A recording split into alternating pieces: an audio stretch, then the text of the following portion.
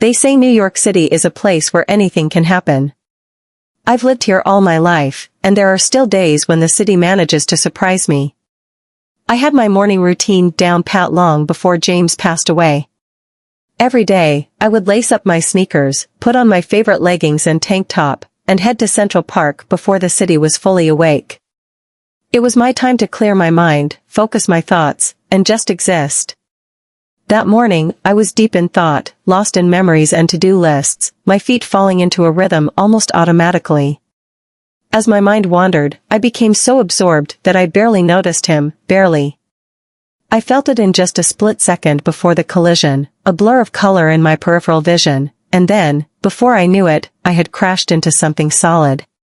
Both of us tumbled onto the gravel path in a heartbeat.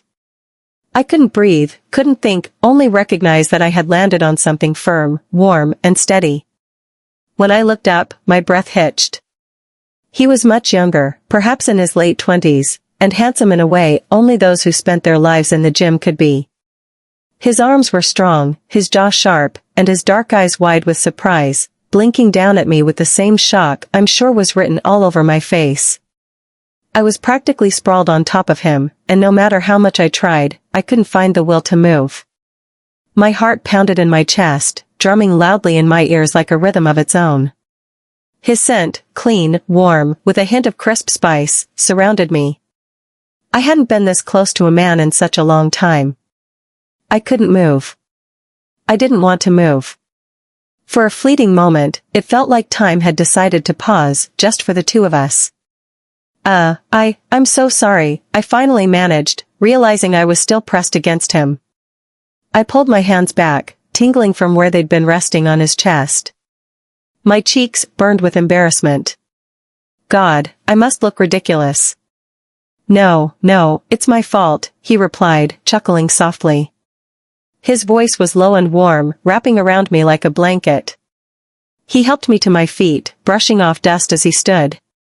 That's when I realized it, the thin fabric of my tank top had shifted in the fall, twisted just enough to reveal more than I ever intended.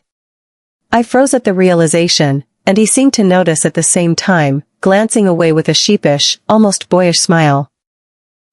You might want to, he gestured subtly, looking everywhere except directly at me. Oh God, I muttered, my face flaming as I adjusted my top, hoping he hadn't seen too much. But the way he suddenly took great interest in the bushes, to our left, told me he'd seen quite a bit. By the time I was decently covered again, I could barely bring myself to look at him. But when I did, I caught a fleeting glimpse of something in his eyes, a spark of amusement, definitely, but something else too. Curiosity, perhaps? Whatever it was, it vanished as quickly as it appeared. Thank you, I said, brushing off the earlier embarrassment. I'm really sorry about all of that. I guess I wasn't paying attention. Neither was I, he said with a shrug, smiling slightly. He seemed to be studying me, as if trying to figure something out, and for some reason, it made me feel flustered, giddy, almost, like a schoolgirl. I continued, my voice calmer than I expected. I'll get out of your way. I have a bad habit of causing trouble. He laughed at that, a rich, genuine laugh that made me feel like I'd just told the funniest joke in the world. That makes two of us, he said, still smiling. Goodbye, then, I managed, and before I knew it, we were going our separate ways. I spent the rest of my run, the rest of the day, replaying that moment in my mind. And maybe it was silly, maybe it was just one of those fleeting encounters that takes up too much space in your head. But all afternoon, I couldn't stop thinking about him, the feel of his hands helping me up, the sound of his voice, the way he smelled like a mix of cedarwood and leather. Who was he? And why did I let him walk away without so much as a name? For a week, I returned to the same path in Central Park. I told myself it was just part of my usual routine, just my regular morning run. But deep down, I knew I was hoping to see him again. Each day, I found myself scanning the familiar faces of early morning joggers, dog walkers, and tourists. But he was nowhere to be found. By the weekend, I cursed myself. Who was I kidding? A man like that was probably busy with his life, not wandering around Central Park hoping to bump into some random middle-aged widow who'd practically barreled into him. Still, I couldn't shake the feeling that I'd missed something. By Saturday, I finally convinced myself to let it go. I was standing in line at the coffee shop, ordering my usual cup, mentally chastising myself for being so foolish, when I saw him. He was across the street, stretching near the park entrance, and the sight of him sent butterflies fluttering in my stomach. Before I knew it, I was frozen in place, barely noticing the barista trying to hand me my coffee. I quickly thanked them and hurried outside, hoping he hadn't disappeared. He was still there, one leg propped on a bench as he stretched his back, his shirt pulling just enough to show his toned frame. My stomach fluttered with a nervous excitement I hadn't felt in years, not since James. Part of me wanted to turn back, to avoid the embarrassment. But I took a deep breath and walked toward him instead, trying to keep my voice steady. "Hi," I said. He straightened up, looking at me with a hint of surprise, before recognition dawned. "Oh, hi," he said, flashing that same warm, disarming smile. "It's nice to see you here." "Yes, well, I guess I'm predictable," I laughed, my breath slightly uneven, trying to seem casual. "I just wanted to apologize again. I think I really knocked you down last week," I said. He laughed, the corners of his eyes crinkling. "Don't worry about it. I've had worse falls. Besides," he added with a grin, "it gives me a story to tell." I chuckled, feeling my nerves ease a little. "Well, that's a good thing, I hope." "Oh, definitely," he said, looking at me with a playful glint in his eyes. "Though my friends might think I'm making it up, a beautiful woman crashing into me in Central Park. Sounds like a bad rom-com plot." I felt my cheeks warm, unsure whether to feel flattered or embarrassed. Well, I'm glad I could oblige, I guess," I said lightly. "I don't even know your name. I mean, if I'm going to be part of one of your stories." He grinned. "Andrew." "And you?" "Barbara," I replied. "Barbara," he repeated, as if testing the name, letting it roll off his tongue. Something about the way he said it made my stomach flutter. "Nice to meet you, Barbara." We stood there for a moment, just smiling at each other. I felt an odd urge to keep talking, to get to know him, but the rational part of me reminded me that I was just some middle-aged woman interrupting his morning workout. I didn't want to overstep. "I won't keep you from your routine," I said, trying to sound casual. "Thanks again for not holding my clumsiness against me." He shrugged, his smile easy and sincere. "No problem at all. And hey, maybe I'll see you around?" I nodded, smiling, and forced myself to walk away. As I left, I felt a strange mix of excitement and apprehension replaying the scene in my mind. When I got home, I peeled off my running clothes, put on something comfortable, and headed to the kitchen. Cooking always helped me relax, or at least gave my mind something else to chew on. But tonight, even the sizzle of vegetables in the pan couldn't distract me from the lingering image of Andrew, his face, his laughter, his warm voice. What started as innocent thoughts gradually took on a different flavor as the evening wore on. I found myself imagining his hand reaching across the table to brush mine, his laughter closer, more intimate, his eyes studying me with more than friendly curiosity. I finished making dinner and sat down to eat, though I barely noticed what I was consuming. My mind was a jumble of images: Andrew's strong frame, broad shoulders, the way his shirt hugged his body as he stretched in the park. My face burned at the memory, and I leaned back, closing my eyes, letting my mind wander freely. My breath quickened slightly as I let myself sink into the blend of curiosity and longing until, finally, I fell asleep with one thought repeating in my mind: I have to see him again. The next morning, I returned to Central Park, barely able to contain my eagerness. I spotted him sitting by the same bench as the week before, stretching in the morning light. His arms flexed in a way that made my heart skip a beat. I took a deep breath, rehearsing something casual in my head as I approached him. Well, look what we have here," I teased as I drew near. He glanced up, startled, then smiled. "Oh, good morning," he said, clearly not expecting me. I have to say, you have quite the routine, I quipped, letting my gaze linger on him. He raised an eyebrow. Thanks. I come here most mornings.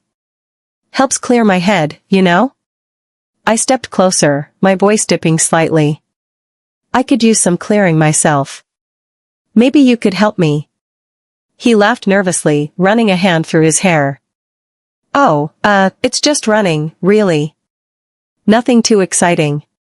I bet you've got great endurance, I teased. His face reddened, and he looked away. Yeah.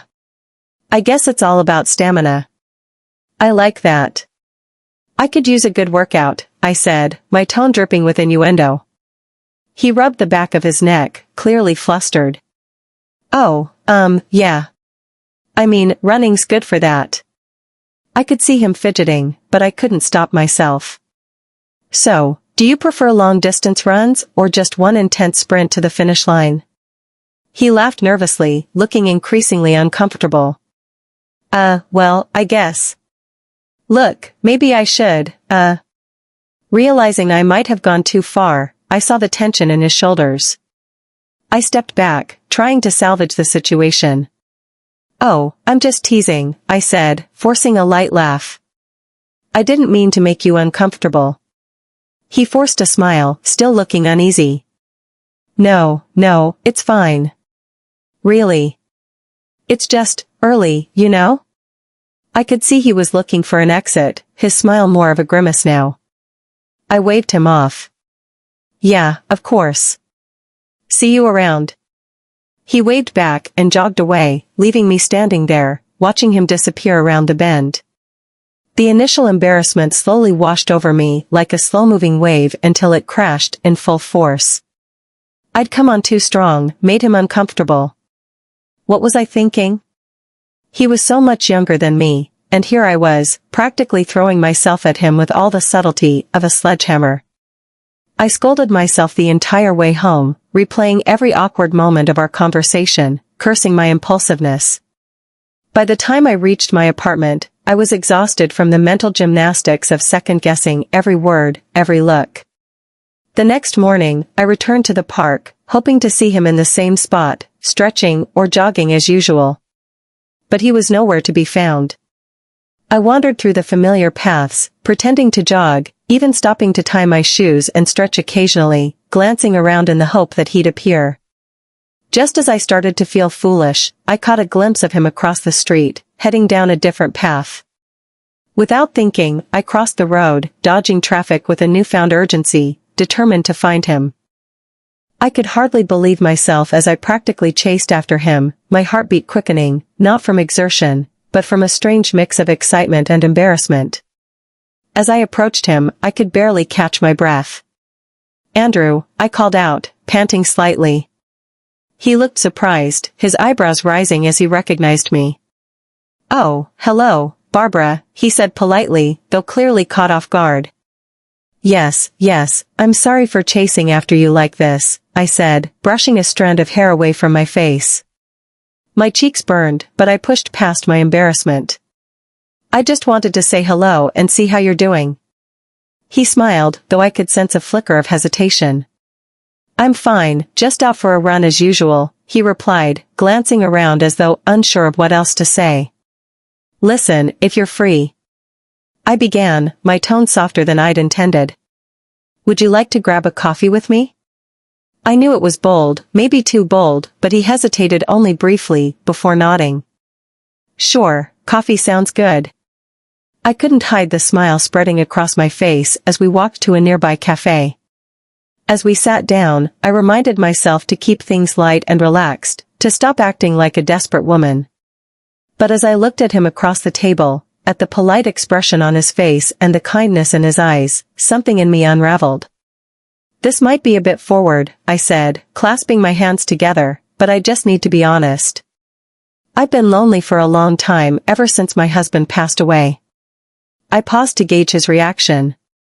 He looked at me, attentively listening, and his focus gave me the courage to continue. I know I must come off as desperate, and I don't want you to think that of me. But sometimes loneliness makes you see sparks in places where they might not even exist. He nodded, his gaze softening, and I felt him lean slightly forward. "Barbara," he said gently, "I understand, and I'm really sorry for your loss." Then, unexpectedly, he reached over and pressed a soft kiss to my cheek. It was the gentlest gesture, a warm acknowledgement that he understood. In that moment, something ignited between us, or at least I thought it did. Encouraged, I found myself speaking, before I could overthink. "Why don't we go back to your place for a bit?" I asked, my voice barely above a whisper. He looked surprised, but didn't pull away. After a moment, he nodded. We finished our coffee, and he led me to his home. When we reached his door, I followed him inside, suddenly unsure of myself, but too far along to turn back. The air grew heavy with unspoken tension as we stood in the entryway. My mind raced, trying to make sense of what I was doing, but my heart, the part of me that craved companionship, warmth, and connection, pushed me forward. "Would you like something to drink?" I offered, stepping closer to him. He shook his head, smiling softly, in a way that made me feel seen, not as a stranger from the park, but as a woman. Before I knew it, I had closed the space between us, reaching out to him. My hand brushed against his arm, feeling the strength beneath it. He didn't pull away. Instead, he leaned down, and our lips met in a gentle kiss. Then something unleashed in both of us. The room faded, and all I could feel was him, the way he held me, the way he responded to me. It was everything I had longed for, everything I had allowed myself to dream of, and more. Afterward, we lay there in silence, catching our breath. I felt lighter, more at peace than I had in years. I reached out to touch his arm, smiling at him, feeling like I had finally found a sliver of happiness. But then he shifted, sitting up and beginning to adjust his clothes. His expression changed, closed off, distant. Something was wrong. He turned back to look at me, offering a faint smile that felt almost pitying. "Barbara, listen," he began carefully. "That was nice. But I want to be honest with you." His words struck like ice water. "What do you mean?" I asked, my voice barely steady. He ran a hand through his hair, avoiding my gaze. "I didn't want to lead you on. I think it's best if we don't see each other again." The warmth, the connection I thought we'd shared, it was just politeness to him, an act of pity. Tears pricked at the corners of my eyes, but I held them back, nodding weakly. "I understand," I whispered, unable to meet his eyes. He looked at me, apologetic but resolute, then stood and adjusted his shirt without another word. He turned and walked out, the sound of the door closing echoing in the empty room. I sat there, alone again, the weight of it pressing down on me. I had let myself hope too much, let my loneliness blind me to the reality of our encounter. I felt foolish, vulnerable, but mostly exhausted, as though I had reached out into the world only to be reminded how distant it truly was. With a heavy heart, I leaned back and stared at the ceiling, letting the silence fill the room once more.